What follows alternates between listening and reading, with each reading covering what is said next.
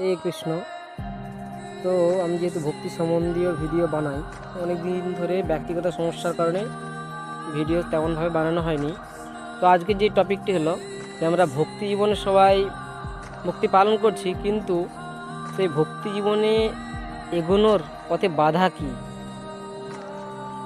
তো পূজ্য প্রেমানন্দ মহারাজ বলুন, বা ইন্দ্রেশ উপাধ্যায় মহারাজ বলুন, বা নিতাই সেবিনী মাতাজি এবং অন্যান্য অনেক যারা ধর্ম সম্বন্ধীয় বক্তৃতা দেন, তো তাদের কাছে সিমিলারিটি একটি কথা পাওয়া যায়। আপনারা হয়তো শুনেছেন যে ভক্তি জীবনে ফল্ট ফাইন্ডিং, অন্যের দোষ দেখা, বৈষ্ণবের দোষ তো দেখাই যাবে না, অন্যের দোষও দেখা চলবে না, এবং ঈর্ষা বা হিংসা যেটাকে বলে সেটা কিন্তু আমাদের ভক্তি জীবনে এগোনোর পক্ষে সবচেয়ে বড় বাধা। এগুলি এড়িয়ে চলুন। হরে কৃষ্ণ, হরি বল।